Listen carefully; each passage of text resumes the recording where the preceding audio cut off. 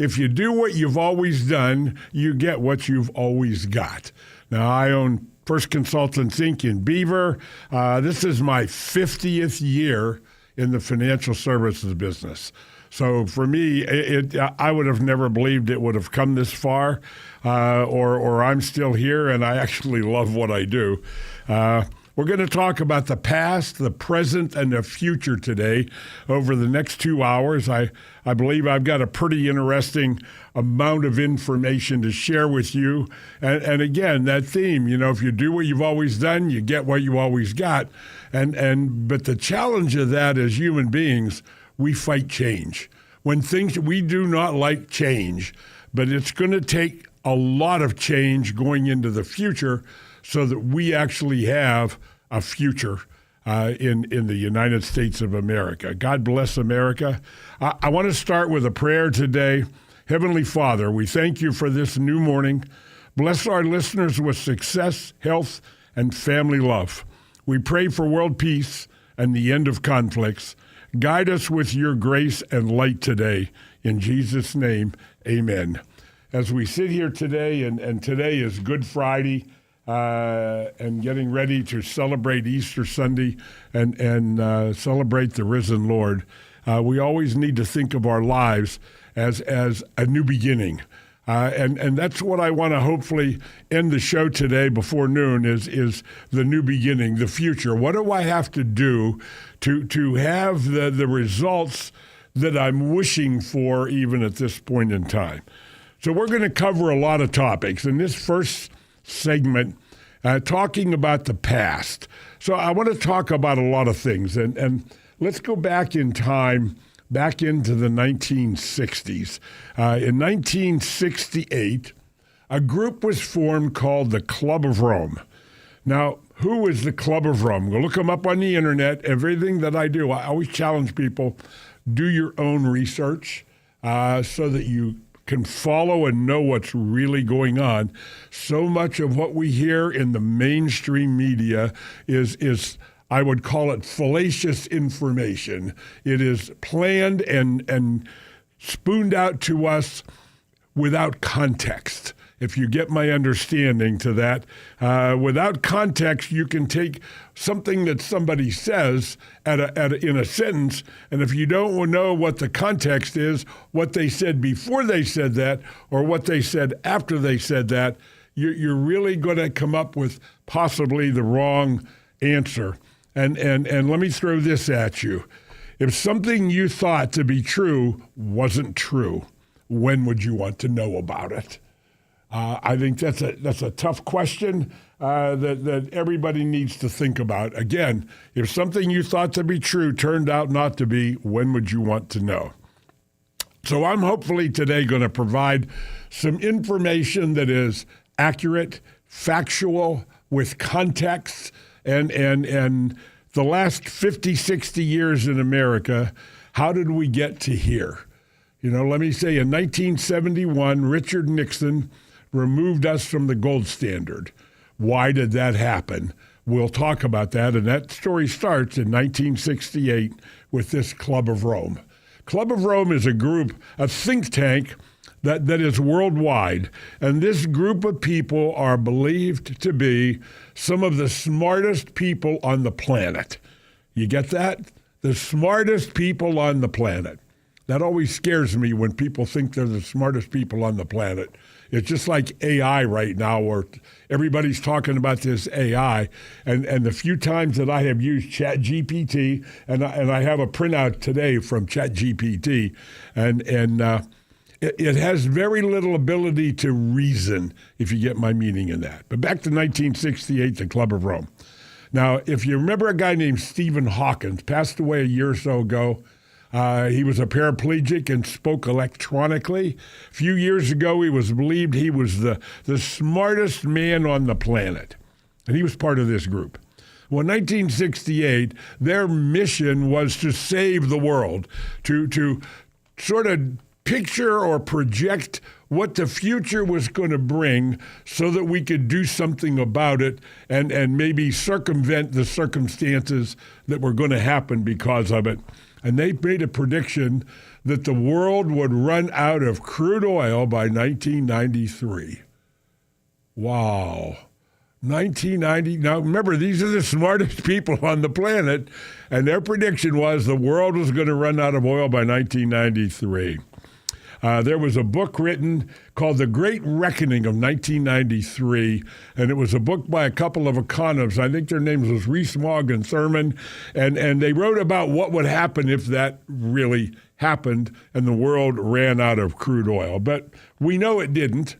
And what transpired out of that?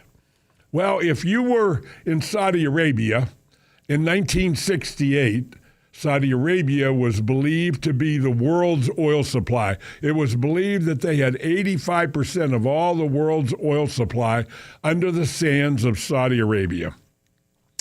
And in that thinking, they met a guy named Perez. Now, this is my story. The facts are there, but I like to tell stories. This guy named Perez from South America was a world oil broker, and he dealt with people all over the world. Now, there was another group of gentlemen in the USA, in America, and they're called the Texas Railroad Commission. Look them up. They're out there. And what does the Texas Railroad Commission do in America?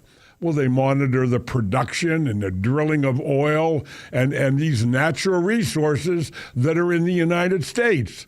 Now, wait a minute. Isn't that sort of what OPEC learned how to do? Well, Perez went to the Arabs and said, man, you look at these guys, this Texas Railroad Commission in America, if you understood what they did and you did that, you've got 85% of the world's oil supply. Imagine what you could do if you formed a group and did that. Well, OPEC was formed in 1969. At that time, a barrel of crude oil was $1.23. I remember in those days, I was in high school. Actually, in 1968, I was in the Air Force. But right before that, when I graduated high school, I pumped gas at the Keystone gas station on the corner of 8th and Dust Avenue in Ambridge. So I went to Ambridge High School, where I graduated from. And I remember gasoline, Ryan, 27.9. 27 and 9/10 cents. Wow. That was a gallon of gasoline. Wow. So a bunch of us guys would get together on a Saturday night, everybody throw in a buck or two. I could fill my gas tank on $4 or $5. It was a tank of gas. That's incredible. And we could ride around all night. But OPEC had different ideas. They wanted to corner the world oil market, and 3 years later, oil went to $12 a barrel. Imagine that, 1,000% increase in 3 years. I remember in the early 70s, the gas lines, they were ready to ration gasoline in America. 1974, 1975, the 11 o'clock news would show people in a gas line and getting out of their car and fighting because somebody jumped in front of somebody else. I mean, that was the reality of what was going on.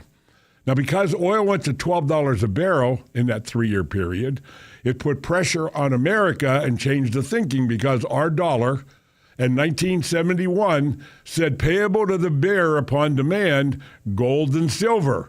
So we had the dollars were silver certificates. Nixon took us off the gold standard because his financial advisors, the Federal Reserve and all them said, you got to get off the gold reserve. Otherwise, the Arabs, where we were importing all this oil and we owed them all this money, they were going to say, we don't want your paper money, we want your gold. And so we were removed from the gold standard. Now, we're going to take that to the next step. I want to take a break for a couple of minutes, and we're going to come back. So I'm going to get Ryan to send us off on a break, and we'll be back to talk about the Federal Reserve.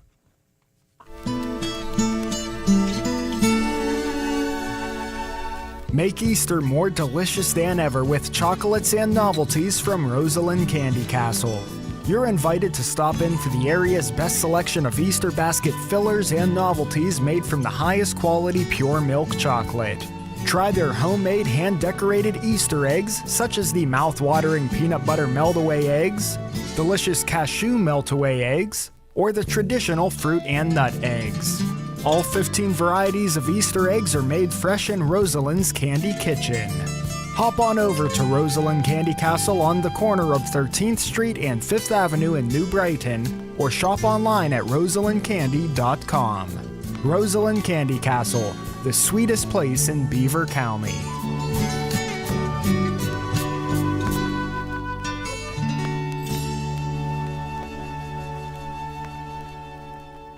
Beaver Travel Center, located at 1100 3rd Street, Beaver, is a hometown 75-year-old full-service vacation travel agency known for the personal touch that online booking can't match. Beaver Travel Center specializes in vacation travel, honeymoons, family reunions, group trips, and destinations across Europe. Their expertise extends to all-inclusive resorts and both ocean and river cruising. Contact Beaver Travel Center at 724-728-6241 or visit beavertravelcenter.com.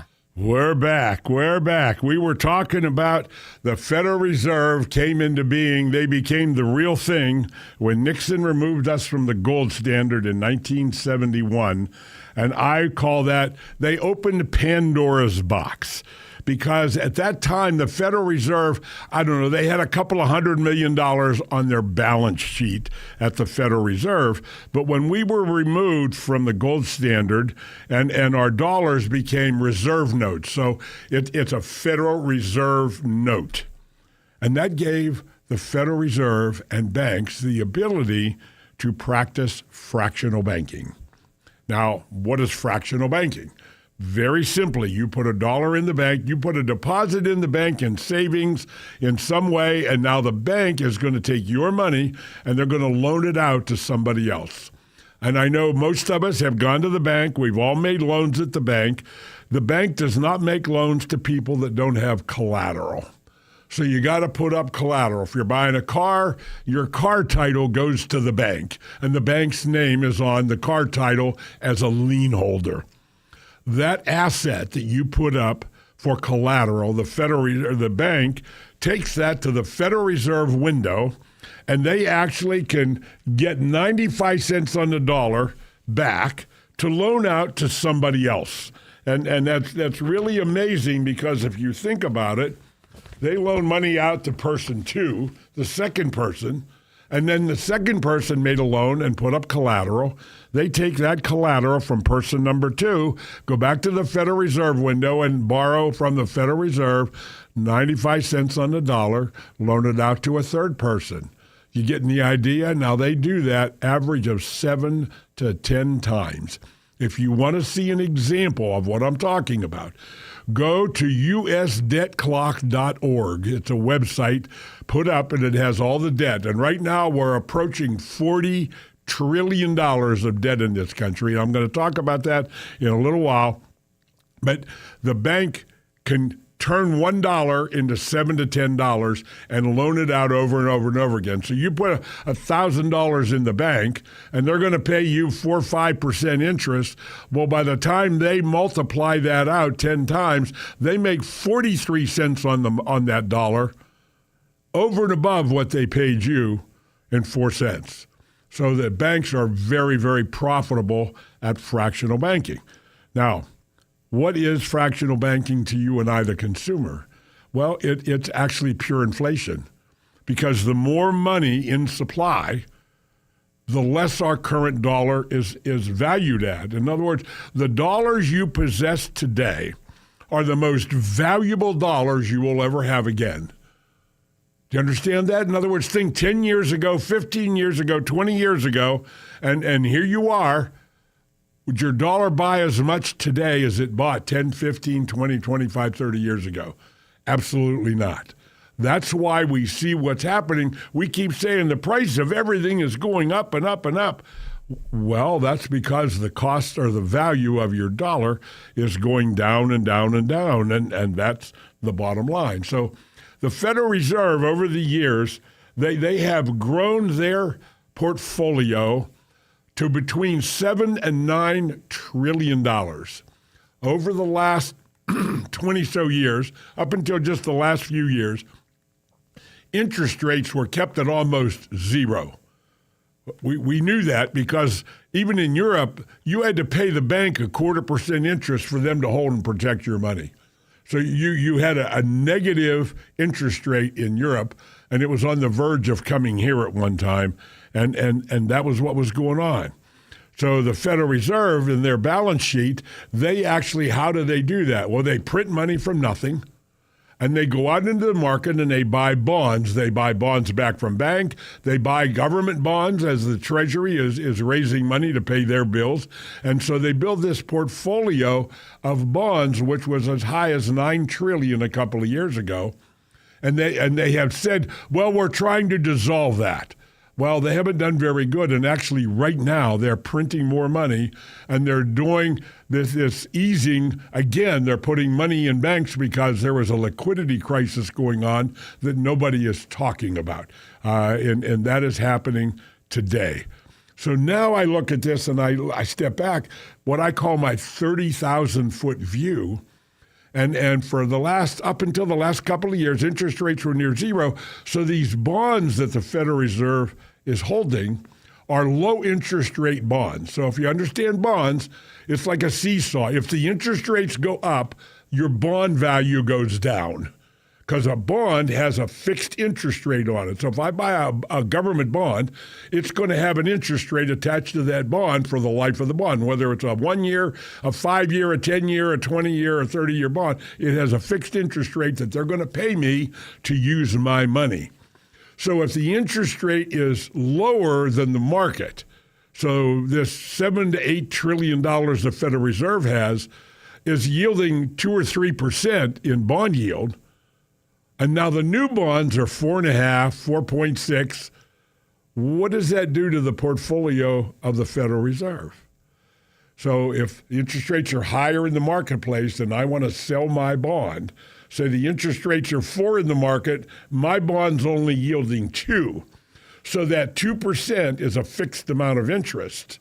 So I've got to depreciate or sell my bond for less so that the 2% interest the bond is paying is equal to the 4% bond that is out there today. So do you understand what's happening? So basically the Federal Reserve is underwater. They're losing billions of dollars monthly as they try to liquidate these bonds, and they have in fact stopped liquidating them and starting quantitative easing again, which is putting money back into the marketplace, which feeds inflation. And I see we're coming to the end of the half hour.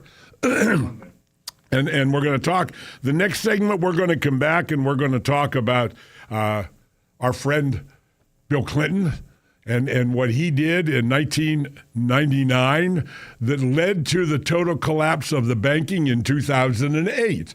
So we have to understand this past experience so that we today can start thinking about the future. Again, the theme of today, is if you do what you've always done, you get what you always got. And if you're happy with what you always got, then don't make any changes. But what I do every day of my career is I get in people's heads and I want to help them understand that you've got to change the way you think. If you keep thinking the same way you've always been thinking, then you're going to get the same kind of erratic results that anything else you can do. So with that being in mind, we're going to come back. We're going to talk about Bill Clinton. We're going to talk about the credit default swaps and AIG and what is going on there. So I'm looking at my clock, and Ryan is giving me 5, 4, 3, 2, 1. We'll be back after the news, folks. Be sure to come back. Beaver County Radio's news source. 99.3 FM, 1230 WBVP, and BeaverCountyRadio.com. Here's Noah Haswell. Good morning on this Friday, April 3rd of 2026. We will have a complete Beaver County radio weather forecast after we take this look at news. Big Brothers Big Sisters of Beaver County has now been recognized as a Big Brothers Big Sisters of America, or BBBSA, Growth Award winner for program excellence in 2025. Each year, the BBBSA Nationwide Leadership Council, which is made up of local agency leaders and board members, selects agencies for excellence in the organization's signature one-to-one youth mentoring program. Big Brothers Big Sisters of Beaver County is one of 60 organizations to receive this top honor out of more than 230 agencies across the country. The Growth Award recognizes agencies that have demonstrated strategic growth in the number of mentors or bigs and youth or littles matched through the program every year.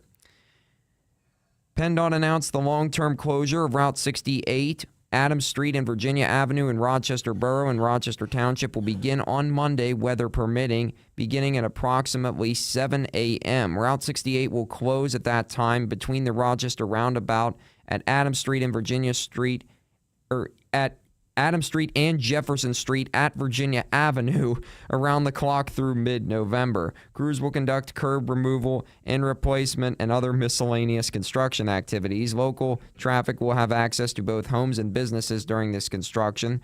Traffic will be detoured, and the detour route for this work can be found on our website at beavercountyradio.com. PennDOT District 11 officials highlighted more than 58 projects expected to be bid this year, along with 52 projects that will continue in 2026 in the three-county Greater Pittsburgh region at an event in Bridgeville yesterday. PennDOT anticipates investing over $380 million in the region spanning Beaver, Allegheny, and Lawrence counties. These investments support the vision of Governor Josh Shapiro of a safe and reliable transportation network that connects people to opportunity and each other. More information about these projects can be found on our website at beavercountyradio.com. 36-year-old Bara Shiva Krishna of New Jersey, who is accused of assaulting a woman who was dressed as the Easter Bunny at the South Hills Village Mall in Pittsburgh, faced a judge for the first time yesterday. He was taken into custody as a result of this incident, which occurred on March 23rd, 2026. According to the criminal complaint, a woman working as the Easter Bunny on that day at the mall was taking pictures with children and families when a man approached her and began to ask her questions, which she referred to an assistant. The man refused and began touching the woman dressed as the Easter Bunny's arm, then the top of her chest, and then grabbed her breasts. A trial date has not been set yet for Shiva Krishna. The National Football League announced that Grammy-nominated rapper and recording artist Wiz Khalifa, Pittsburgh native, Bret Michaels, the frontman of Poison, a Pittsburgh area native, and country singer Kane Brown are the headlining acts for the free NFL Draft Entertainment Series presented by Bud Light in Pittsburgh. All three of them will perform as part of an unforgettable three-day celebration at the 2026 NFL Draft, which will be from April 23rd through the 25th. More information about these performances can be found on our website at beavercountyradio.com. And a new restaurant and plaza on the North Shore opened yesterday and is ready to go by the time the Pittsburgh Pirates play this afternoon for their home opener at PNC Park. The plaza at North Shore and the new fast casual restaurant Sugarbird is located at the corner of Mazeroski Way and General Robinson Boulevard. Sugarbird will offer what it is being described as a playful menu of fried chicken, donuts, and ice cream, along with a full bar. The outdoor plaza that is 30,000 square feet will also include Highball Social Club, which is a 15,200 square foot experiential restaurant and bar that is expected to open in the fall. There will also be 2 performance stages and a 40-inch LED screen that will televise games, movies, and other must-see events. Here's the Beaver County forecast. It's going to be cloudy and breezy with a chance of showers and possible thunderstorms on this Good Friday. We'll reach highs near 78 and drop down to lows of 62. And tomorrow the gusty winds will continue, but we will see a little bit of sunshine along with the chance of showers and thunderstorms. Look for highs of 82 and lows of 47. I'm Lisa Marie with your Beaver County weather. On this Friday, Good Friday, April 3rd of 2026, at 35 minutes after 10, we have got a temperature of 68 degrees, and it's windy out there currently in Beaver County. That's a look at the news for now. I'm Noah Haswell on 99.3 FM, AM 1230 WBVP, 95.7 FM, and 1460 AM WMBA. Also streaming live around the world at beavercountyradio.com. The birds are singing, the days are getting longer, spring is finally here in Beaver County. But when that first 80-degree day hits, will your air conditioner be ready? This is Eric 9 with Homer 9 & Sons. Spring brings a lot to look forward to, but a broken AC system is not one of them. Now's the perfect time to schedule your spring AC tune-up with Homer 9 & Sons. Proudly serving our community since 1943, we'll clean your system, test it, inspect it, and make sure it's ready before summer heat arrives. And for a limited time, get your AC tune-up for just $79. With trusted brands like Lennox and 4 generations of local experience, you can count on Homer 9 to keep your family cool and comfortable all summer long. Call 1-800-834-NINE or visit homer9.com. Homer 9 & Sons Heating and Cooling. Quality home comfort since 1943. All right, we're back, and let's continue our story about the Federal Reserve. I got to go back a little bit further on the story and talk about banks. Back in 1970, banks and savings and loans were the 2 basic financial institutions that we had in America. And savings and loans were more in tune with mortgages, although banks did make a few mortgages. But at that time, if you had a bank account, a checking account in the bank was forbidden under law to pay you interest on a checking account. And a bank in New England, somewhere Boston area, come up with an idea. And what they did is they opened a savings account that had check drafts. So now not a checking account with interest. I had a savings account that I could write check drafts on. And that was the beginning of opening the door to banks and savings and loans operating similarly in what they were doing. So that came down the road in 1986. Ronald Reagan negotiated with Congress a major change in the tax code that most of us knew really little about. And what they did is they changed, the key ingredient was they changed the depreciation schedule on investment or commercial real estate from 19 years depreciation to 39 years. And what did that do? Here's an example. So when I have a commercial building, it's a building that I rent out and a duplex or whatever it is, the value of that property is not just the value of the property or the land it's sitting on, but it's also valued at the income that it can create. In other words, the rental income, et cetera, that come off of that property. And with that also are the tax advantages of that real estate and being able to depreciate it and use that depreciation to write off taxes at the end of each year, and so on and so forth. So a little bit of background on commercial real estate.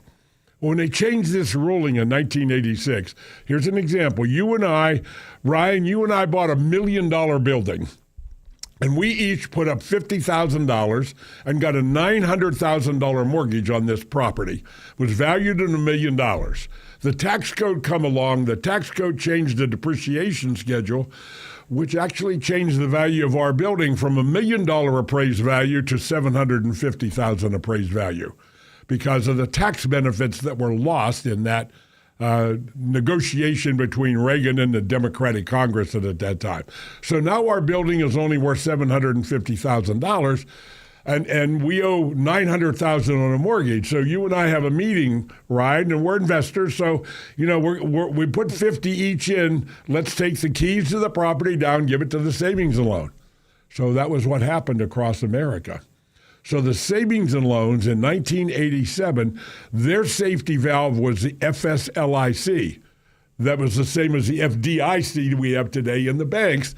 And all of these commercial properties across America, when this happened, guess what? The savings and loans went out of business. Those of you that have been around a while out there, you know exactly what I'm talking about.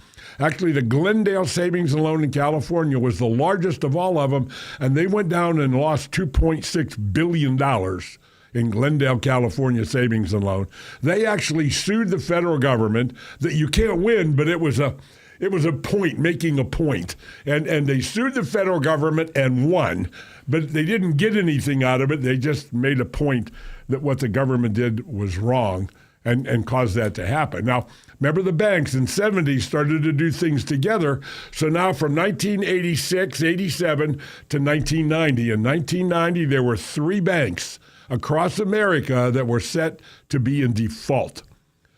Alan Greenspan was appointed to the Federal Reserve at that time, and what he did, he was set out to save the banks.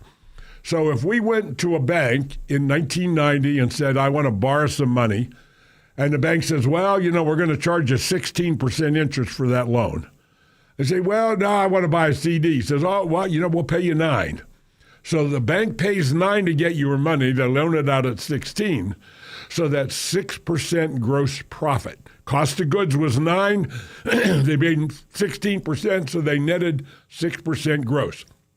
So 9% was the cost, so 6 over 9 means it was 66 2/3% profit margin for the bank.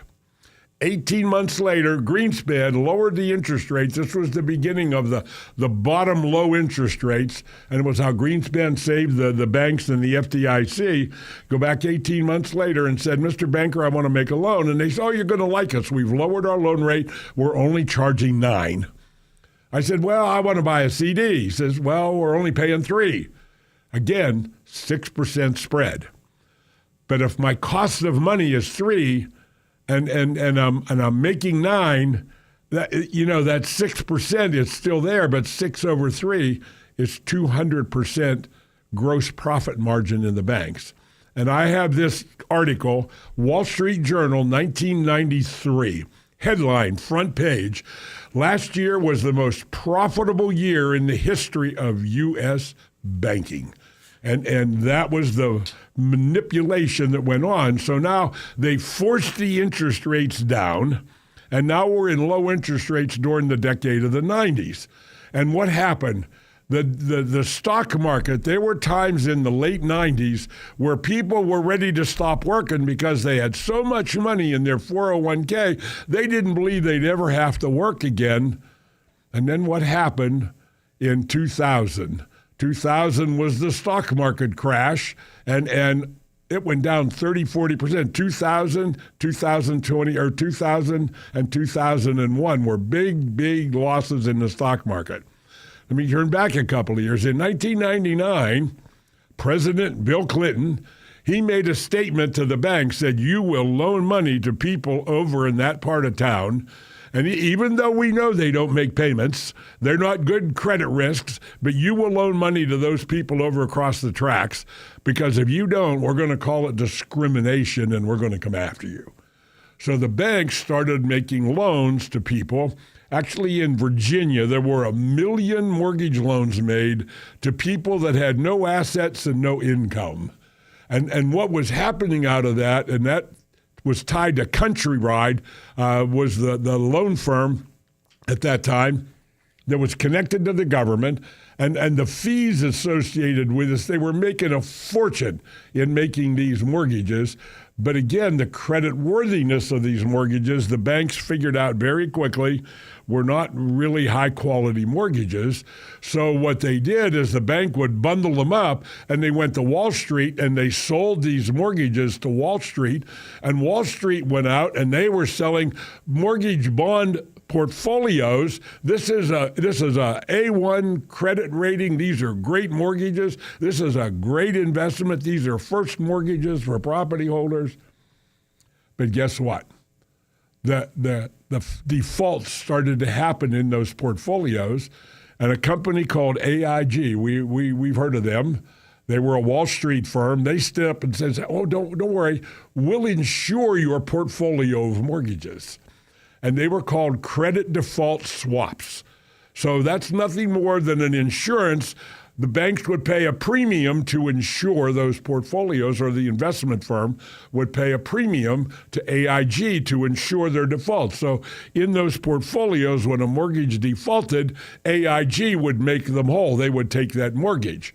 Well, then what did AIG do? They made portfolios and bundles of mortgages, and they sold them as mortgages, but they were a little more risky. But they were still first mortgages, and they were able to do that. Well, unfortunately, the end of that story came in 2008. Because what happened in 2008, there were so many mortgage defaults, the stock market got shaken, and actually for the first time in history that I'm aware of, a money market account. I don't know if any of you have had a money market account in your mutual fund. All mutual funds have money market accounts, and we think of that as, well, that's a bank account. And basically it is, but it is also tied to a dollar value. So a dollar value, and it's valued at $1.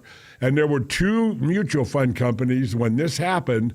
They took their money market accounts and said instead of $1 being worth $1, your dollar was now only worth 96 cents. Now, you're looking at a money market account, thinking it's like a bank account, and you just lost 4 cents on the dollar. How long would it take you to get your money the hell out of there? And that became the run on the banks, on the money market accounts, that caused the 2008 collapse.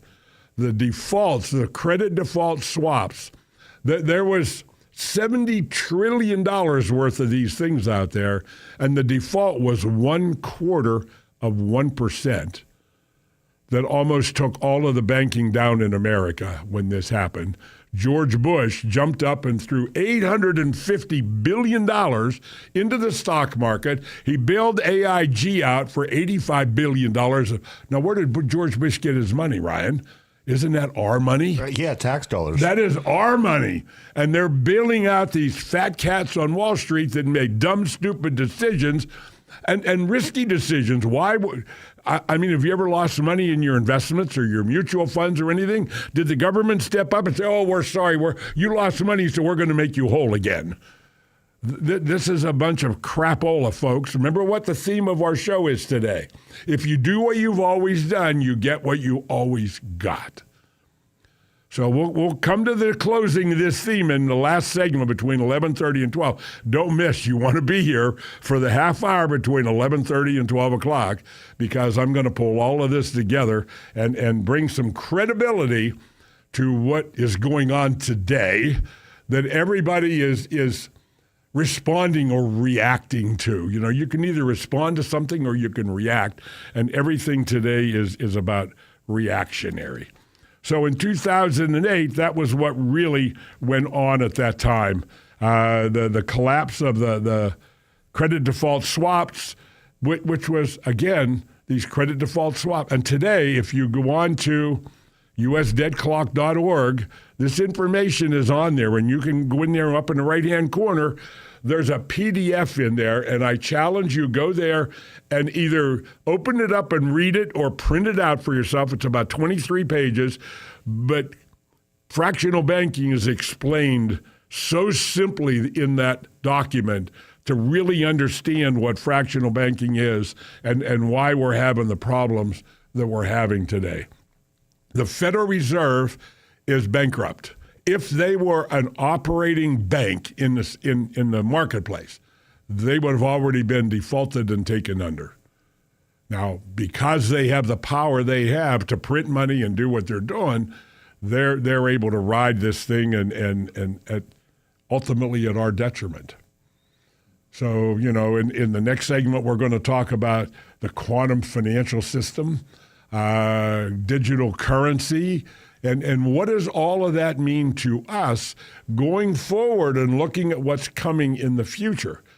So if I look at those kind of things and I say, okay, we got AIG, let's talk about you and I and what we have to deal with on a daily basis. You know, there are taxes, regulations, mortgages, qualified plans, education for our kids, and capital purchases.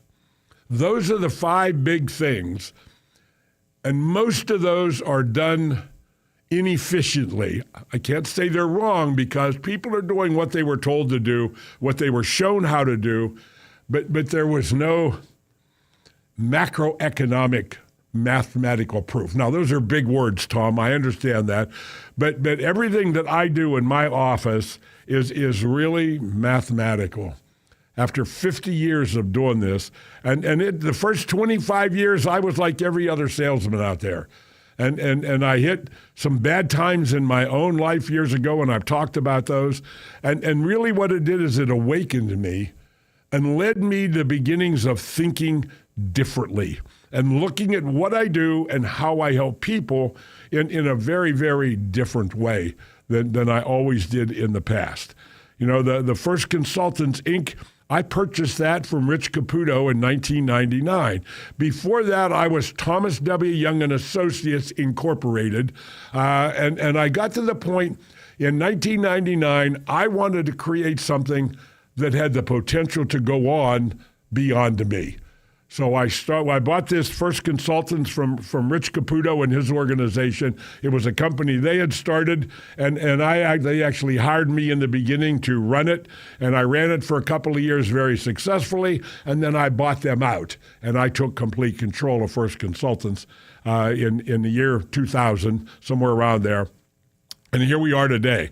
But the last 25 to 30 years, I really have a different, unique approach to the financial business. You know, if you do what you always done, you get what you always got. So my approach is really very different. My unique approach, I believe in avoiding losses and not chasing interest rates. I find money for people they're losing unknowingly and unnecessarily. I show them how to get it back and turn it into tax-favored, maybe even tax-free money for the future, for their retirement or whatever. But planning has two paths. The book by Robert Frost, The Road Less Traveled. And I guess I would say I took the road less traveled because I have all these initials after my name, so I've taken all the courses. So I know what is taught in the financial world. And if I put my financial planning hat on, what they taught me, it would be sitting here and you're 45 years old, you're 50 years old, and we would sit here and project to age 65 or age 67, your supposed retirement date. We would take your current income you're making today, historic inflation rates, so we would apply that to your income today and we would inflate your income to your retirement date, that we chose that date, and that gives us an amount of money that we need to have saved so that when we get there, we'll have enough money to be able to retire. Now, when that happens, how many assumptions are made? You know, is the income that I'm earning today really the income I want to earn? Is it really what I really want to earn? But yet that's what the financial planner is going to use to project to the future. What interest rate am I going to use? You get the meaning of that? Because all of that planning is based on assumptions. And in my 50 years of being in this financial business, I have yet to meet anybody that has accomplished that kind of goal. Now, we all know some people that are rich. I mean, they're rich. They have millions of dollars. I have several clients that I've watched them become rich. I watched how they became wealthy in what they were doing. And they didn't become wealthy because they put money in their 401k, 403b, IRA, 457 government plan. That didn't create any wealth for anybody. Because, see, the government's in control. You have a partner in those kind of plans. And when you put money in there, what is your tax bracket going to be when you retire? Now think about that for a minute, Tom. Okay, here's my tax bracket today. If I look at state, federal, and all the taxes that I pay that's attached to my income, it's probably close to 30% on average is my taxes that I pay on my income. So 30 cents on the dollar goes to taxes. We got $40 trillion of debt in this country, and it increasing at $1.5 to $2 trillion a year short of the taxes we collect. So this year we're going to hit 40 trillion. It's like 39.1 something trillion dollars is where it's at today. It's the beginning of the year. So by the end of this year, that debt is going to be over $40 trillion. Now, I did a video in 2019 called The Wicked, Wicked Game. You can find it on YouTube or send me an email and I'll send you a link. It's a video that everybody needs to watch. I looked at it again last night to make sure I had the numbers, but the government debt in 2019 was just over $23 trillion. Did you hear that, folks? How many years ago was that? 2019, 2026. Is that 7 years? So in 7 years, the debt went from 23 trillion to this year's going to hit $40 trillion. So where is the end game, folks? Let me ask you that question. Where is the end game? Where is it going to stop? Where is it going to be fixed at? And that's the point of the discussion that I'm having today with you all out there, is where is it going to stop? Are you riding their train? If you don't get off of their train, you have no chance of the maximum financial success that you can have. So my planning is very different. I use what I call efficiency planning. We're going to look at everything you do today and look at the future and say, okay, what am I doing today that is causing me to lose money unknowingly and unnecessarily, that I simply could do it differently and move money back to my side of the page? It's that simple, folks. And I have software, and really my process, if you come to see me, it's really an educational process. I'm not going to ask you to buy anything as we go through this process, because I believe if you gain the correct knowledge, you will be able to make a decision what is right for you. And here is a little saying for you. Knowledge is something that you learn. Wisdom is the ability to apply that knowledge to your everyday life. And that is so important in what we're talking about, because that's really the bottom line. If you do what you've always done, you get what you've always got. So we have to think about that. And what am I going to do different going into the future than I do today? Do I have an idea? Where am I going to get the information in order to do that? So if you're talking to people that are the same people you've been talking to for years, you're doing the same kind of stuff that you've been doing for years, you are missing out, folks. You are truly missing out on the opportunity that already lies before you with computers, and the software and the stuff that I have gives me really the unique approach to what I'm talking about. Let me add one thing as we go to the news here. We end this segment. I'm looking at a newspaper. This is 2003. Now think of what the Dow is today. Do you know what the Dow was in 2003? That was 23 years ago. $9,700. Folks, do you hear that?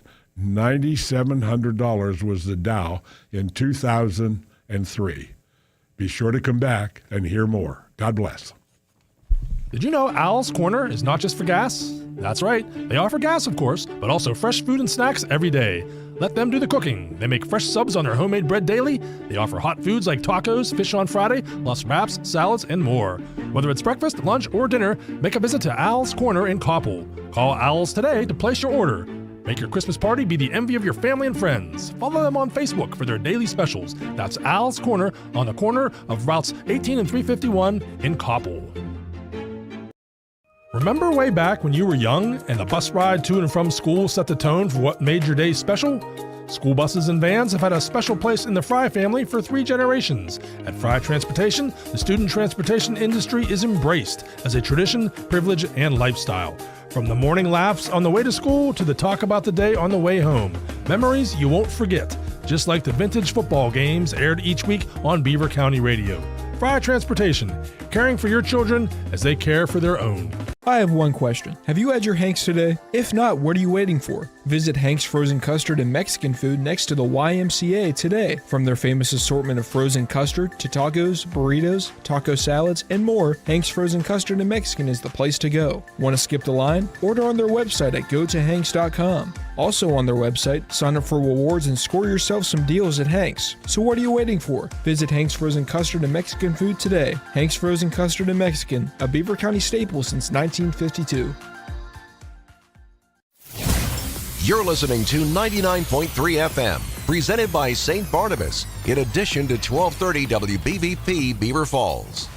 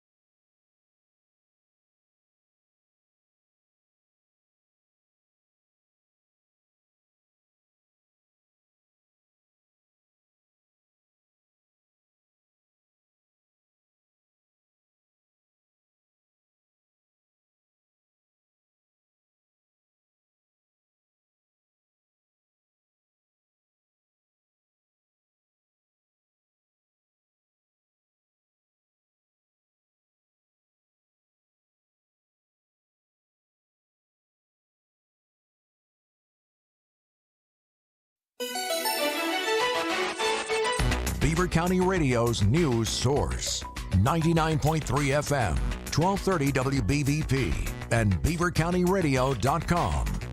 Here's Noah Haswell.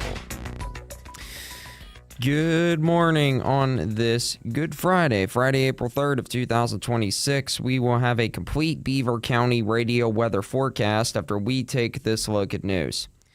Big Brothers Big Sisters of Beaver County has now been recognized as a Big Brothers Big Sisters of America, or BBBSA, Growth Award winner for Program Excellence in 2025.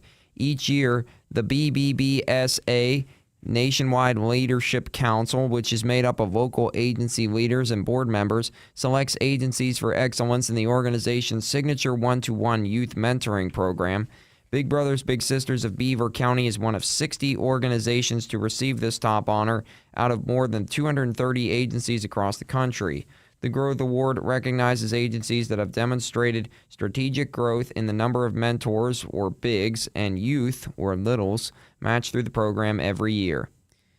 A Pennsylvania lottery player in Beaver County won a big prize on Wednesday when their Cash 5 with Quick Cash ticket matched all 5 balls, 2, 13, 19, 25, and 34 in that day's drawing, to win $727,853.50 less applicable withholdings. The ticket was sold at the Cohen Markets in Ambridge, and that store will earn a $5,000 bonus for selling the winning tickets. According to the lottery, winners are not known until prizes are claimed and tickets are validated. A main Cash 5 game prize must be claimed within 1 year of the drawing date. Anyone holding a jackpot-winning Cash 5 with a Quick Cash ticket should contact the nearest lottery office for further instructions or call 800-692-7481. A New Mexico man accused of shooting and killing a woman and injuring her daughter in Elwood City in 2023 pleaded guilty but mentally ill yesterday. According to court documents, 25-year-old Keegan Tyler Willis King pleaded guilty to murder in the 3rd degree and aggravated assault. He was sentenced to 15 to 30 years of confinement for the murder charge, as well as 5 to 10 years for the aggravated assault charge. Investigators confirmed that he shot Cassidy Smith, who was his girlfriend at the time of the incident, and killed her 42-year-old mother, Krista Knechtel, in an apartment on 1st Street on January 30th, 2023. Police stated that he surrendered about 10 minutes later. Dr. Gerhard Koenig, a Maui anesthesiologist and a doctor who was previously an anesthesiologist at the University of Pittsburgh Medical Center, took the stand in his own defense yesterday on trial on allegations that he attempted to murder his wife, Ariel Koenig, on a trail in Hawaii on March 24, 2025. He is charged with 2nd-degree attempted murder and is accused of trying to push his wife off a cliff during a hike in Honolulu. Prosecutors allege he then assaulted her with a rock on that day of her birthday. Gerhard Koenig hoped to persuade a Hawaiian jury that hitting his wife repeatedly with a rock was self-defense. This allegedly happened after she refused to take a selfie near the edge of a cliff along the Palipuka Trail on the Hawaiian island of Oahu. Ariel Koenig was critically injured in the incident but survived, but she has since filed for divorce. Prior to his arrest, Gerhard Koenig was a doctor at the Anesthesia Medical Group in Hawaii, and if he is convicted, he could face up to life in prison. And Pittsburgh Penguins head coach confirmed recently that Penguins defenseman Caleb Jones is now out for the rest of this NHL season with an injury. Jones had 1 assist in 7 games for the Penguins. Here's the Beaver County forecast. It's going to be cloudy and breezy with a chance of showers and possible thunderstorms on this Good Friday. We'll reach highs near 78 and drop down to lows of 62. And tomorrow the gusty winds will continue, but we will see a little bit of sunshine along with the chance of showers and thunderstorms. Look for highs of 82 and lows of 47. I'm Lisa Marie with your Beaver County weather. On this Friday, April the 3rd of 2026 at 9 minutes after 11, we've got a temperature of 70 degrees, and it's windy out there currently in Beaver County. That's a look at the news for now. I'm Noah Haswell on 99.3 FM, AM 1230 WBVP, 95.7 FM, and 1460 AM WMBA. Also streaming live around the world at beavercountyradio.com. 5, 4, 3, 2, 1, 0. All engine running. Patriot Home Care is proud to present Driving in the Fast Lane with Frank Sparks. It's the show that talks about what's happening in the news, locally, regionally, and nationally. There will be guests, and Noah Haswell will have the news at the top and bottom of each hour. And now, here is the host of the show, Frank Sparks.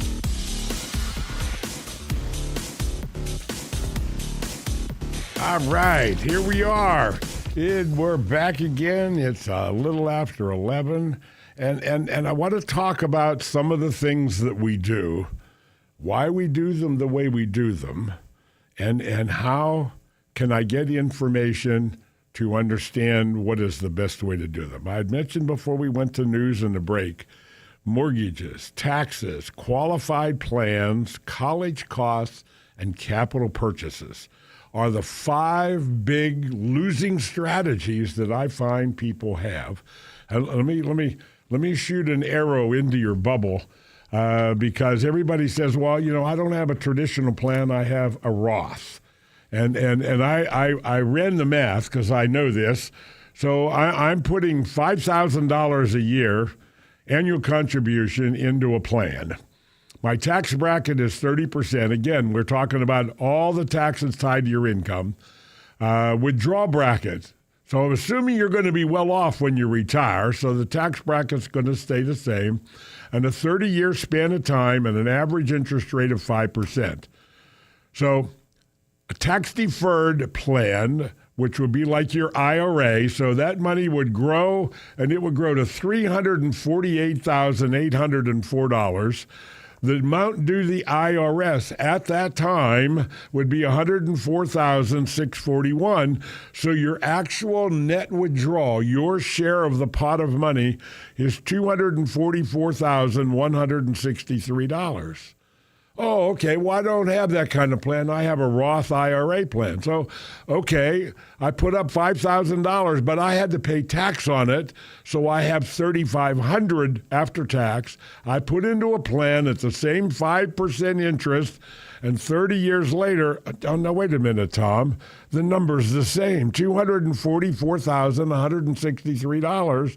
It's the same value as my deferred account after I paid the tax. So where is my benefit going forward? It's really misleading.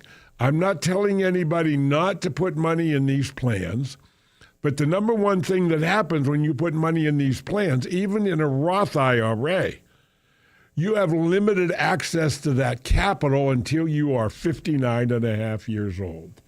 And there, in fact, lies the main problem.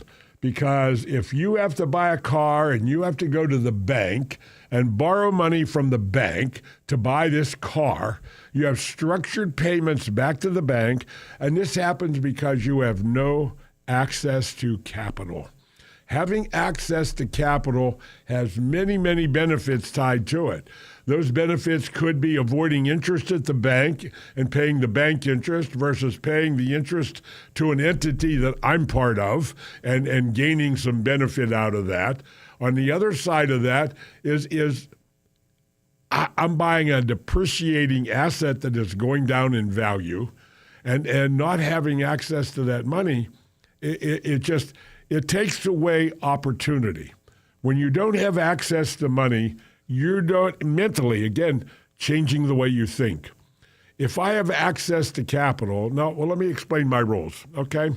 The financial world has 4 rules. Now, rule number 1, I want all your money. Rule number 2, I want to keep it a long time. Rule number 3, I want to give back as little as possible. And rule number 4, you're not going to get it back, okay? I want all your money. I want more ongoing. I want to keep it forever. And I want to pay back as little as possible. 4 rules that I have evolved into. Rule number 1, your goal has to be to save 20% of your gross annual income. 20%? Well, the financial world says I only have to save 10%. Well, how you doing with that? Because in my 50 years of doing this, I haven't found a lot of people that saved 10% consistently that really ended up where they wanted to be. Remember I talked about the stock market? I mentioned that And I said the Dow in 2003, the Dow was $9,737. And the Dow a couple months ago hit $50,000 on the Dow. Now, do you think that was because the companies became so much better, or the dollars were so undervalued? Because a dollar was a dollar in 1971. And that same dollar today buys about 7 cents worth of what it would have bought in 1971. That is the terrible, terrible overtime effect of inflation. And it affects everything that you do. So these dollars that I talked about in your qualified plan, whether it's a tax-deferred plan or a plan that it grew tax-free and you paid tax on the money before you deposited it, over 30 years, what is that dollar? What is the purchasing power of these dollars? This $244,163. Well, it's only like 23 cents on the dollar is what the purchasing power is after 30 years at 3% average inflation rate. So how do you think you're actually going to get ahead, folks, in playing the game the way that they're promoting and telling you to play the game? I think it's a very, very slim chance that you're going to be able to win the game substantially with anything that we're doing. We're going to take a break here and throw in a commercial, and we'll be back to talk about mortgages and some of the other ways that we do things that cause us to lose money. If you own a company or a small business, you might have considered advertising on radio. It's smart because radio is still the most far-reaching media outlet today. WBVP and WMBA can get you results. Get more information at beavercountyradio.com. J. Young Refuse and Industry is proud to be an integral part of Beaver County for the past 36 years. Featuring a wide range of recycling services for contracted areas, they are sure to help you get the job done. The J. Young Refuse team of professional drivers consistently exceed safety and service throughout the day, while their customer service representatives take professionalism to the next level. J. Young Refuse offers both commercial and residential pickup as well. Call J. Young Refuse at 724-495-6199 today. All right. So, we had a little talk on qualified plans. I hope you got the message there. The challenge there is if you decide not to put money into your 401k. Now, if you're getting a match by your employer, by all means, put enough in to equal or get the match. I have no problem with that whatsoever. But if you're putting more into that plan beyond the match, there is no real mathematical benefit for you other than overcoming your own human frailty problems. And I'll talk about those in a minute. The human problems of what we have to deal with, and I'll get to those. But I want to talk about mortgages. And mortgages, is the story has always been, you want to get a 15-year mortgage, not a 30-year mortgage, because look at all the interest you're going to save. That is a factual statement, if in fact that was the only pieces of the puzzle that applied. However, a mortgage interest is deductible. It is a tax benefit. So if I take the 15-year payment, which is usually much, much higher than a 30-year fixed-rate mortgage, then I'm going to take that difference and I'm going to put it into an account and I'm going to save that money. And you will find that if you can make 3-4% rate of return on those savings, that 15 years out, you will still be able, if you choose to, write a check and pay off the balance of your 30-year mortgage, but you would have had access to that money to circumvent making a loan at the bank to buy a car or running credit card balances because something happened and you had a major capital purchase. Having control of that money brings its own benefits. And I can mathematically show you on the computer comparing a 15-year to a 30-year mortgage. The 15-year mortgage is more expensive than a 30-year mortgage. The other side of that is I'm now tied into a fixed payment for 30 years versus a fixed payment for 15 years that would be much, much higher. So what have I really done? I've given the bank all this extra money, And I meet people, well, I'm paying a couple of hundred, I'm paying $500 extra a month on my mortgage. I want to get my house paid off. Well, if you pay extra on your mortgage, does the bank lower your payment? No. Does it change anything? When the house is paid off quicker, what are your financial benefits? Do you get income? Do you get any rate of return from all that extra money that you put in on the mortgage? If you have a capital purchase and an emergency and you need money, can you readily go to the bank and say, Mr. Banker, I gave you all this extra money, I need some of it back? No, he will not give it back to you. You will have to apply for another loan and refinance the mortgage and pay all the closing costs all over again. Now, remember before we went to the break, we talked about 30 years, and a dollar is only worth about 23 cents on the dollar at 3% inflation for 30 years.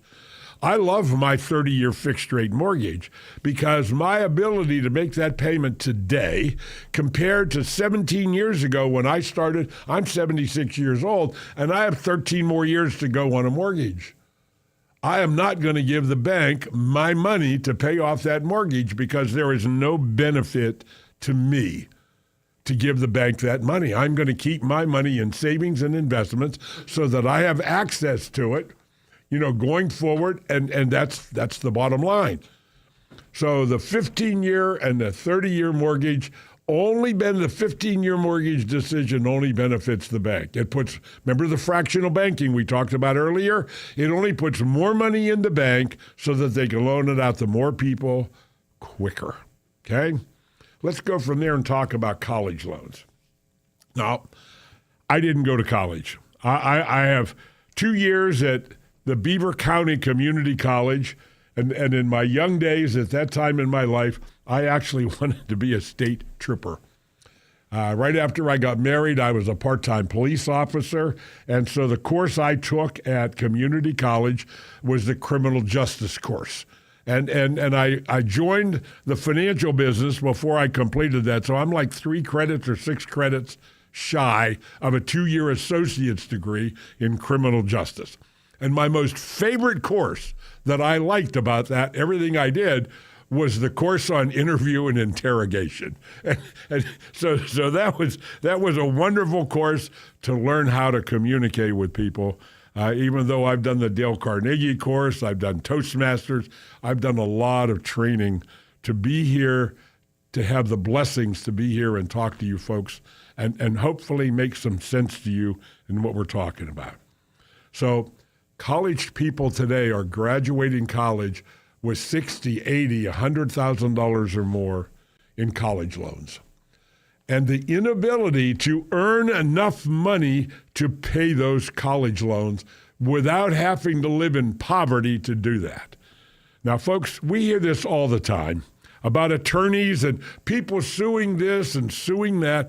I believe there should be a national class action lawsuit against colleges that have literally billions of dollars accumulated in endowment funds that could be used to pay for kids' colleges and great discounts for the college kid to go to school. So you go to college. I didn't go there. I'm assuming based on conversations I've had with clients is, you go to the counselor at the college and you go to visit colleges and you find out, well, they're going to give you this and they're going to give you that and they're going to give you all these goodies. But the bottom line is it's going to cost you, $60,000 a year or $40,000 a year, whatever. And I don't know a lot of people that have the ability to shell out that kind of money, nor would I want them to.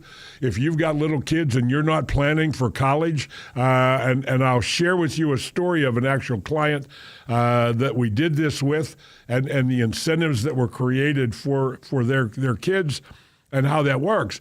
But I just believe that counselor, they're looking at somebody that's going to go get a degree in psychology. They're going to go get a degree in I don't know what to say, but unless you're going to become a doctor, lawyer, some kind of actual profession where you have the ability to make a substantial amount of money, how the heck are you going to pay the college loans back? So those are decisions that we make in our lives. And let me say this. Every financial choice I make is at the expense of all of my other options. Why is it everybody isn't buying permanent whole life insurance? They do when they understand it. And I'll leave that alone because we're going to talk about that in our last segment today on where to accumulate capital and where I have complete access to it. But I just believe, folks, that everybody that has college kids that graduate college and they have these huge, humongous student loans, there should be a national, and where's the law firm? Lawyers, are you out there? You know, where is the national class action lawsuit against these colleges that have billions of dollars in money and they're not using it for the betterment of education?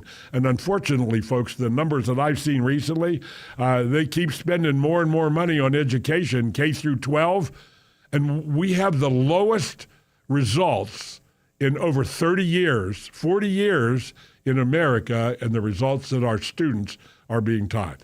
There is so much of this DEI and wokeness and stuff going on that they're stealing our children's future.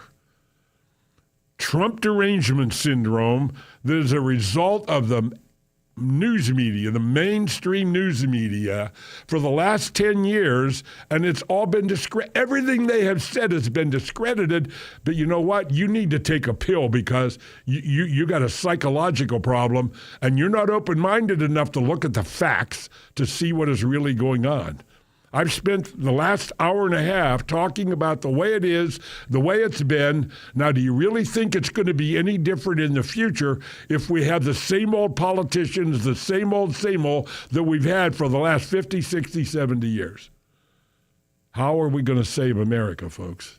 If you really care, how are we going to save America? The man that's in the White House right now, I don't like everything he does. I'm not saying I worship him or any of that kind of stuff. But he's the first guy that actually made promises, and he followed through on the things that he told us he was going to do.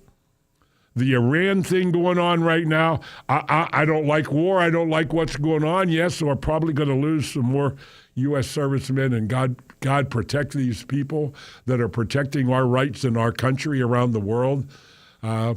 But this, for 47 years, these people have been saying death to America, calling us the great Satan. And they haven't changed their ways. They've killed thousands of our people over the last 47 years across the world with Hamas and the other ones, the Houthis and the other. It just, when is it going to stop? And this man is the first man that had the black, I won't say the word, the blanks to do what needed to be done. All the presidents in the past talked about it, but they didn't have the guts to do what needed to be done. And shame on the rest of the world for not falling in line, because we have given thousands, hundreds of thousands of lives to save Europe over the years and to protect them. And look what we did in Ukraine to save, because that's part of Europe. And we need to do more. We need to understand. So come back to the last 30 minutes, and we're going to talk about, well, Tom, what can I really do? What do I need to do? Where do I need to look? What do I need to learn how to do in what I'm doing going forward into the future? So with that being, God bless you all. Come back, and I've got more exciting stuff to share with you in the last half hour. God bless. Beaver County Transit Authority connects you to where you want to be. The doctor's office or well-deserved shopping spree will take you to wherever you please. Safe, no fuss, leave the driving to us. Hop on, adventures coming your way. Beaver County Transit Authority, BCTA. Ride the bus. BCTA Connect, your ride to out-of-county destinations, is live now. You can book a trip as soon as today to destinations in Cranberry, Wexford, Warrendale, Moon, Sewickley, Leetsdale, and more with the BCTA Connect mobile app. For medical, employment, or any other trip need, BCTA connects you to out-of-county stops. Download the free app today. Beaver County Transit Authority, BCTA. Ride the bus. Beaver County Radio's news source. 99.3 FM, 1230 WBVP, and beavercountyradio.com. Here's Noah Haswell. Good morning. On this Friday, April 3rd of 2026, we will have a complete Beaver County radio weather forecast after we take this look at news. Big Brothers, 8 Big Sisters of Beaver County has now been recognized as a Big Brothers, Big Sisters of America Growth Award winner for program excellence in 2025. Big Brothers, Big Sisters of Beaver County is one of 60 organizations to receive this top honor out of more than 230 agencies across the country. The Growth Award recognizes agencies that have demonstrated strategic growth in the number of mentors, bigs, and youth littles matched through the program every year. The National Football League announced the headlining acts for the free NFL Draft Entertainment Series presented by Bud Light in Pittsburgh, featuring award-winning global superstar and country singer Kane Brown, Pittsburgh native and Grammy-nominated rapper and recording artist Wiz Khalifa, and Pittsburgh area native Bret Michaels, the frontman of Poison. All three of them will perform as part of an unforgettable 3-day celebration at the 2026 NFL Draft, which will be from April 23rd through the 25th. More information about these performances can be found on our website at beavercountyradio.com. A man from New Jersey accused of assaulting a woman who was dressed as the Easter Bunny at the South Hills Village Mall in Pittsburgh faced a judge for the first time yesterday. 36-year-old Bara Shiva Krishna is the suspect. He was taken into custody as a result of this incident. According to the criminal complaint, a woman working as the Easter Bunny on March 23, 2026 at the mall was taking pictures with children and families when a man approached her and began to ask her questions, which she referred to an assistant. The man refused and began touching the woman dressed as the Easter Bunny's arm, then the top of her chest, and then grabbed her breasts. A trial date has not been set yet for Shiva Krishna. A U.S. immigration judge is clearing the way for the potential release of Subramaniam Vedam, an Indian citizen whose Pennsylvania murder conviction was overturned last year. Vedam served over 4 decades of a life sentence for the 1980 shooting death of his high school friend Thomas Kinzer. Judge Adam Penopoulos said yesterday that Vedam has shown genuine rehabilitation and doesn't pose a danger to the public. The Department of Homeland Security has a month to appeal. A new restaurant in Plaza on the North Shore opened yesterday and is ready to go by the time the Pittsburgh Pirates play this afternoon for their home opener at PNC Park. The Plaza at North Shore and the new fast casual restaurant Sugarbird is located at the corner of Mazeroski Way and General Robinson Boulevard. Sugarbird will offer what is being described as a playful menu of fried chicken, donuts, and ice cream, along with a full bar. The outdoor plaza that is 30,000 square feet will also include Highball Social Club, which is a 15,200 square foot experiential restaurant and bar that is expected to open in the fall. There will also be 2 performance stages and a 40-inch LED screen that will televise games, movies, and other must-see events. And the Pittsburgh Pirates announced yesterday that ESPN's #1 baseball prospect for 2026, 19-year-old shortstop Connor Griffin, has been promoted to the major leagues for the team's home opener this afternoon against the Baltimore Orioles at PNC Park. The number 9 overall pick in the 2024 MLB draft will become the first teenager to play in an MLB game since Juan Soto in 2018. Here's the Beaver County forecast. It's going to be cloudy and breezy with a chance of showers and possible thunderstorms on this Good Friday. We'll reach highs near 78 and drop down to lows of 62. And tomorrow the gusty winds will continue, but we will see a little bit of sunshine along with the chance of showers and thunderstorms. Look for highs of 82 and lows of 47. I'm Lisa Marie with your Beaver County weather. On this Good Friday, April the 3rd of 2026, at 34 minutes after 11, we've got a temperature of 70 degrees, and it's windy out there currently in Beaver County. That's a look at the news for now. I'm Noah Haswell on 99.3 FM, AM 1230 WBVP, 95.7 FM, and 1460 AM WMBA. Also streaming live around the world at beavercountyradio.com. And to all our listeners out there, You have a very happy Easter. God bless you all. It's time to wake up, Beaver Valley, with Pastor David Grove from the Church of the Redeemed of Beaver Valley. Tune in to Beaver County Radio this and every Saturday from 9 to 10 a.m. It's time to wake up and turn our hearts back to Jesus Christ. So wake up early this Saturday and tune in to Wake Up Beaver Valley from 9 until 10 a.m. right here on Beaver County Radio.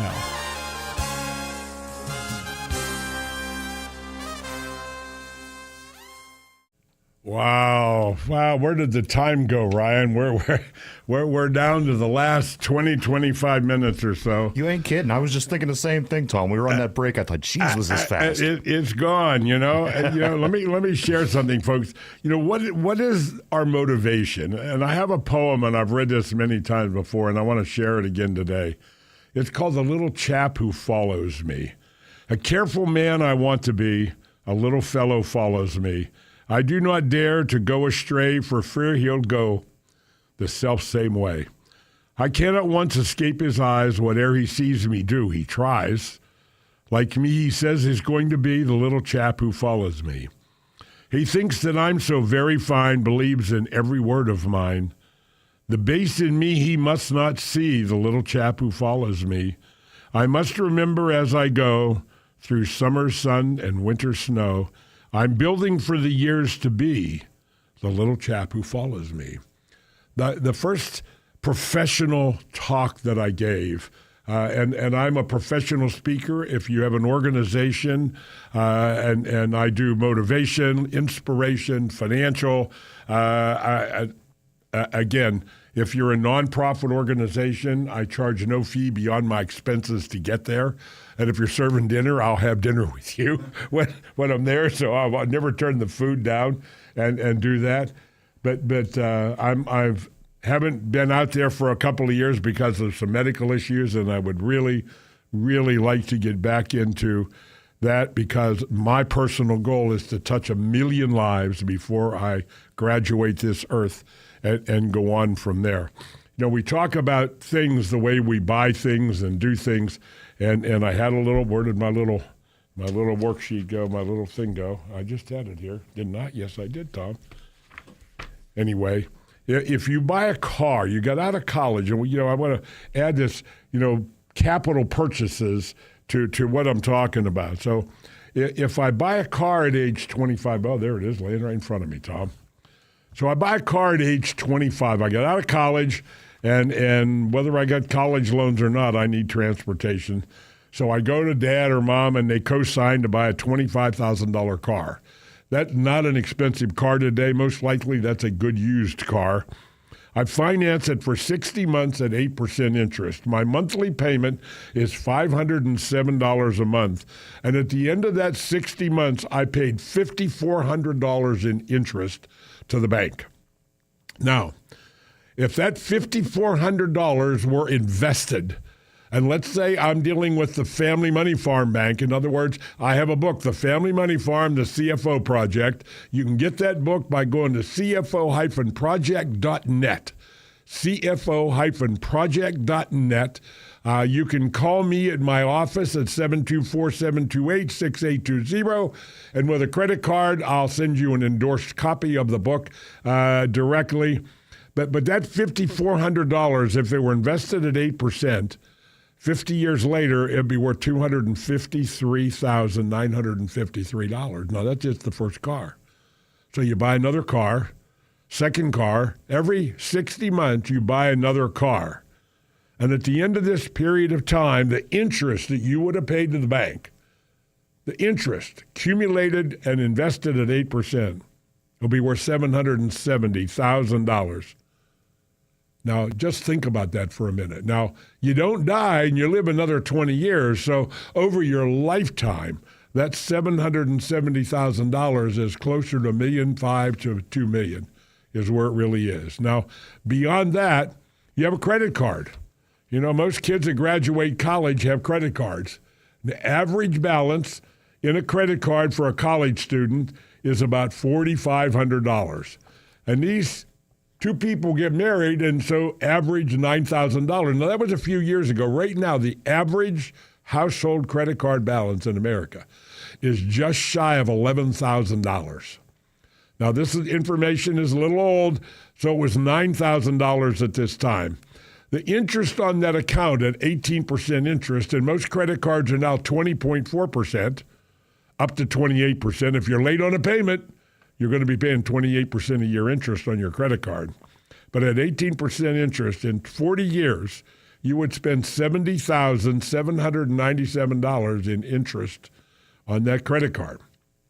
If that were invested at 10%, it would be worth $785,371.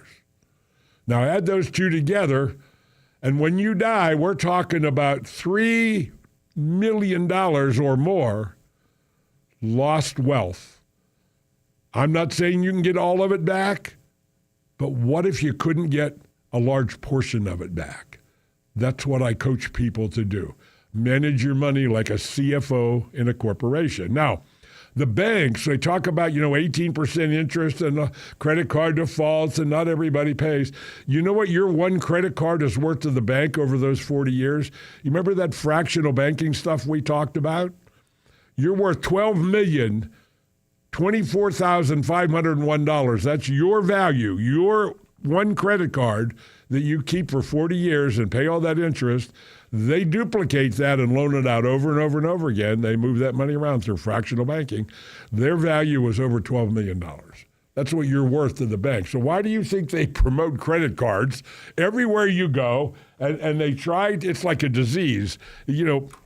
I always tell people 401ks, if you're maximizing your 401k beyond the match and everything, what you're doing is you're risking a serious disease. I call it the debt disease. Because if you're taking all of your discretionary savings and you're putting them over here in this account where you have very little access to that money, over the next 20, 30, 40 years, you have to go to the bank and borrow every time you make a capital purchase, whether it's a car, you need a new furnace at home, or whatever you're doing, you've got to borrow at the bank. The interest that you pay the bank over your lifetime because you have no access to money negates any and all rate of return on your money.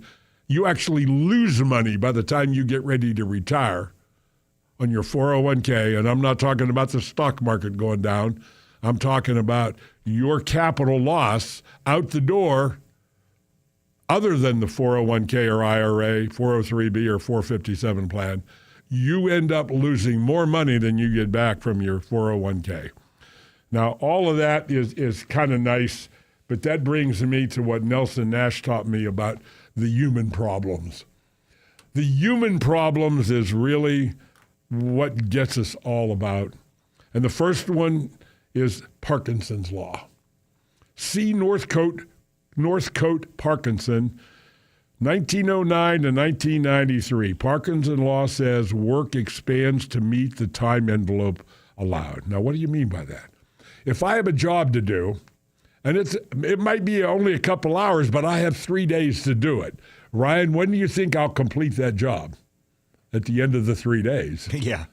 If I have a job to do and I have 30 days to do it, when am I going to complete that job? Right around day 30. Right around day 30. You get the understanding of that, okay? So give a person a job in 3 days to complete, he'll do it on the last day. A luxury once enjoyed becomes a necessity. Look at our lifestyles today. We talk about the poor in America and the poor around the world. There is no comparison. The poor people in America have TVs, cars, and on a scale, they may be called poor, but they have 50 times more than somebody that's living in Bangladesh or South Africa or somewhere else in the world in the throes of poverty. Expenses rise to income. Oh, there's one. Oh, I got a pay raise at work last week. You know that thing we've been wanting to buy? I think we can afford to buy it now. We can afford another $30 a month payment or $50 a month payment. I want the cable bill. That Xfinity stuff is really good. I want to throw up, folks, when I say that, because I know what I pay on my Xfinity bill. I have phones at my office and everything, and I'm spending more than $1,000 a month on Wi-Fi, internet, and my phone's at my office. So I'm one of those people helping make Xfinity rich. Next one is Willie Sutton's Law. Willie Sutton was a bank robber. 1901, died in 1980. And I never thought of this when I heard Nelson tell this story, and it's in his book, The Infinite Banking Concept. You need to get that book. I guarantee you, if you read that book and you say it's a bunch of hooey and you can show me you read the book and answer questions, I'll give you double back what you paid for it if you don't want it. Go to Amazon. They're $21 at Amazon, The Infinite Banking Concept by R. Nelson Nash. You need to get that book. So Willie Sutton, this was a couple years ago on the 11 o'clock news, there was this prison that was torn down in New Jersey. And they said the famous bank robber Willie Sutton was housed here. And, oh, gee, I never heard that. And there it was.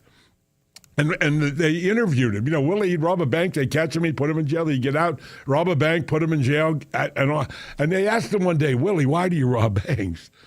He says, wherever their wealth is accumulated, that's where the money is. You know, and who is the biggest thief in the world? Has 3 initials. Can you think of them, Ryan? Starts with an I. Oh. Those guys. IRS. Okay? When taxes become onerous to the point where the government officials sense rebellion, 1950s, 92% tax rate over $400,000 a year income. If you remember Ronald Reagan, if you read his memoirs, in 1952, he made a movie, Bonzo Goes to Washington. And my chronologically gifted listeners out there would remember that movie. And he was the first actor in Hollywood to make $1 million for a movie. He went to the paymaster shack that day to get his check. And his withholding was $900,000 out of that check. And in his book, he said that was the day that he became a Republican. Next one, Golden Rule. Whoever has the gold makes all the rules. You know, we think of the golden rule, do unto others as you would have others do unto you. That's the golden rule. But, you know, there's another golden rule. Those who have the gold make the rules. And the scariest one of all that I find in talking with people is the arrival syndrome. And this actually relates to the Trump syndrome, Trump derangement syndrome, the arrival syndrome. We already know all there is to know. I mean, I know all about that stuff. I know all about life insurance. I know all about those. I know all about financial planning and blah, blah, blah, blah. And so people are caught in this thinking. And Ed Deming, here's a story. Ed Deming, 1900 to 1993. After World War II, Ed Deming was an efficiency expert.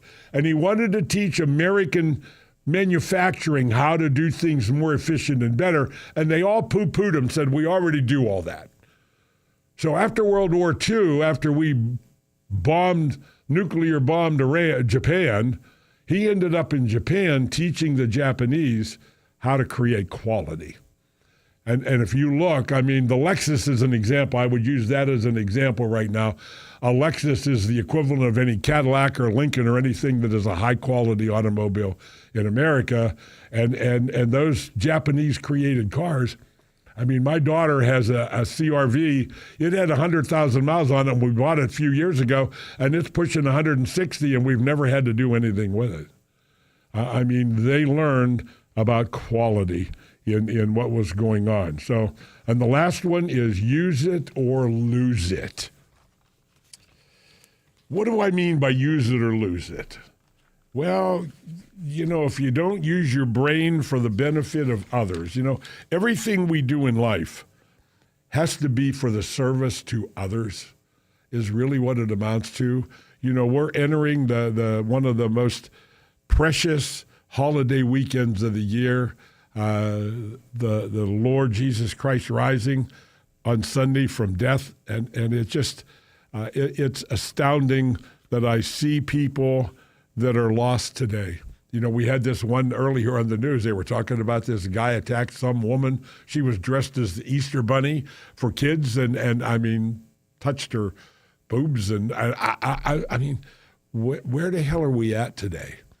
And the riots and everything going across America, this Trump derangement syndrome. Folks, if you don't like me talking about Donald Trump, don't listen to me anymore. I'll pray for you every day of my life, and hopefully that you will have some kind of solution in your life, because you have not woken up. You're sitting in your chair with your feet up, drinking your tea or coffee or whatever you're doing with your nose in the boob tube, and it's going over your head. You're missing it all. I said today there was a theme and a message to my talk today. If we do what we've always done, we get what we've always got. And I want to read something to you. Here's the thing. First thing, health care. Control health care and you control the people. Poverty. Increase the poverty level as high as possible. Poor people are easier to control and will not fight back if you are providing everything for them to live. Debt. Increase the debt to an unsustainable level. That way you are able to increase taxes, and this will produce more poverty. Gun control. Remove the ability to defend themselves from the government. That way you are able to create a police state. Welfare. Take control of every aspect of their lives: food, housing, and income. Education. Take control of what people read and listen. Take control of what children learn in school. Religion. Remove the belief in God from the government and schools. 8. Class welfare. Divide the people into wealthy and the poor. This will cause more discontent, and it will be easier to take tax from the wealthy with the support of the poor. Now, how accurate did I just describe America today? Isn't that's it? Now, where did this come from? This guy is Saul Alinsky. 8 steps to topple a nation and create a socialistic state. There it is, folks. It's right there. This was Obama's hero. This was the guy that Obama said was his mentor in his life. Folks, we got to wake up. We literally have got to wake up and feel what's going on and get over this Trump derangement syndrome, because we got a guy. There is no perfect people. There was only one perfect human in the world, and we crucified him. And he rose from the dead 3 days later. Donald Trump is not a perfect man. But I always look at people, and I look at their kids and their family to determine what kind of people they are. And I still don't see anything bad about any of Trump's kids or his in-law kids. They're the son-in-law, the daughters-in-law. I don't see anything that is outlandish, whatever, but I see other people, just like Pelosi. Her daughter was on that board of Burisma in Ukraine when, I don't want to go there, but if you forgot all about that already, people have a short memory in America on what's going on. We have a threshold that is approaching us right now, and I just hope you don't ignore it.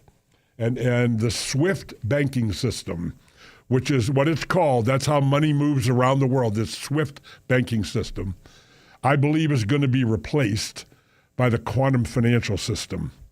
If you've not done any research, you need to go onto YouTube and just put in QFS. Quantumfinancialsystem.org is their site. You can go there and read information. You need to become aware of what's going on. The Genius Act that was signed last year, that was the beginning of bringing crypto into being. And there, right now, this is happening, and I think it's going to be resolved in the next 30 to 60 days, where XRP and some of the foundational coins that are out there are going to become the new trading besides the dollar. So crypto is coming into reality. They're looking now at legislation to make crypto part. You can put crypto in your pension plan and different things. So crypto and quantum financial system and rainbow currency. Well, what's rainbow currency, Tom? Well, that's the new currency that's going to be issued by the U.S. Treasury that's backed by gold. Do you understand why gold went to $5,000 an ounce and silver went to over, 1,800. I'm thinking right now, 22, 27, 2,900 on an ounce of silver. I'm sorry, $79 or $80 an ounce. Silver, gold went to 5,000, and silver it was 120. It's now fallen back to in the 70s, 78, 79. 10 years ago, I bought an ounce of silver for $8. You could buy a silver eagle coin, 0.999 sterling silver by the federal government for $9-10. I used to buy those and give them away at seminars. And I fortunately collected a large amount of them. I'm happy to see what happened. But this new currency, global, it is called rainbow currency, and it's going to be the new currency that is going to be issued by the U.S. Treasury. When? I don't know. I can't give you a date, but I believe it is actually going to happen. I believe it's in the process. There is a program, GESARA, that I have talked about in the past. A man named Henry Francis Bernard in the 1900s wrote this piece, NASARA, the National Economic Stabilization and Reformation Act. And if you read this, if you want a copy of it, send me an email, firedupt@comcast.net. I'll send you a copy of this. If you read it, it looks like it's the playbook for what's going on in our government right now.